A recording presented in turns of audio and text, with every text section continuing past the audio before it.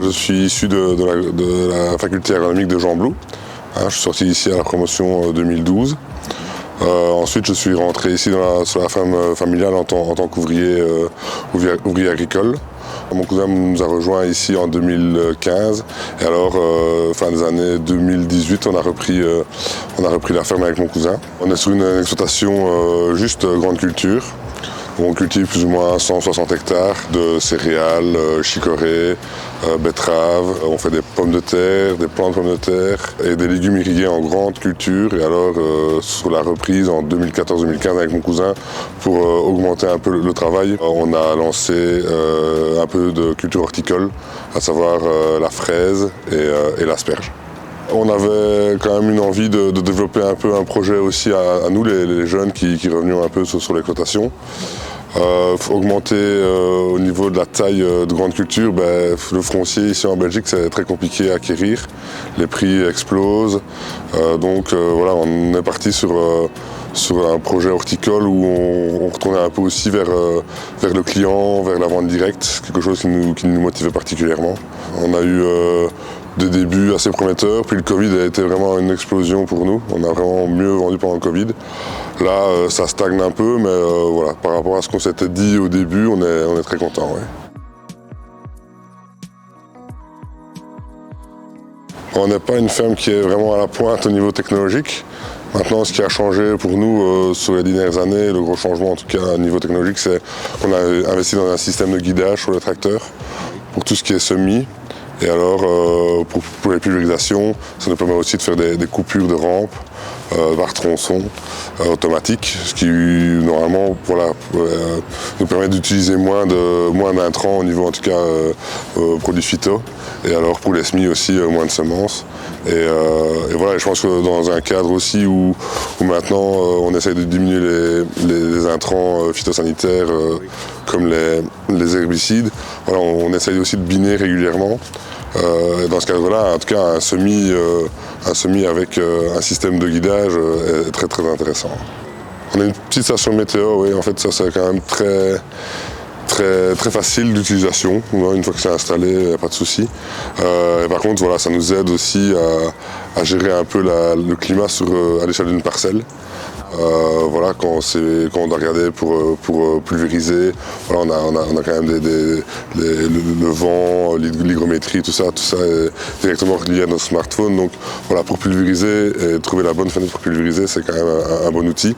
Et alors si on a une parcelle un peu plus éloignée de la ferme ou quoi, voilà, c'est toujours intéressant. On sait gérer, suivre en tout cas la parcelle à distance, quoi.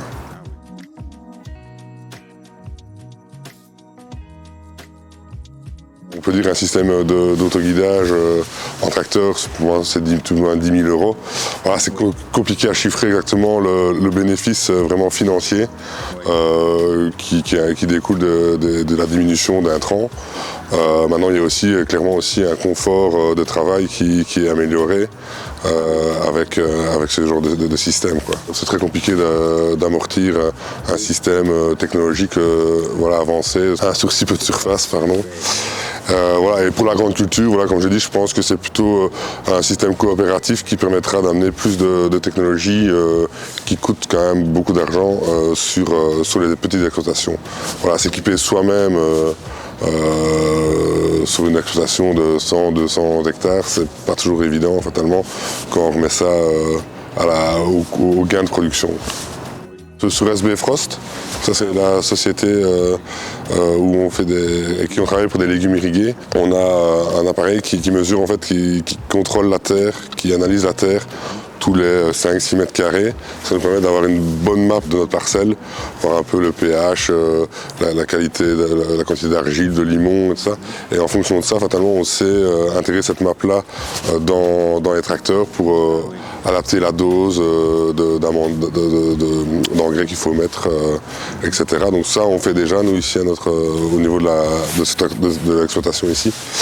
Mais encore une fois, avec une structure derrière, une société derrière qui est là pour faire le travail et faire les investissements.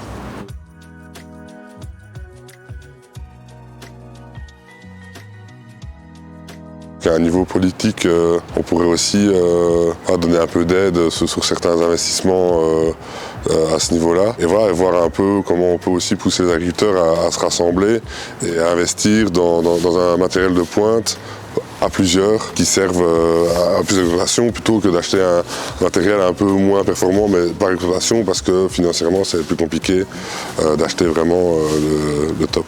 Le monde agronomique, il va tout droit vers limiter les intrants, ça c'est sûr et certain. Donc est-ce que c'est un choix de notre part? Voilà, nous c'est une volonté aussi d'améliorer notre travail. Et alors, il y aura le monde politique, le monde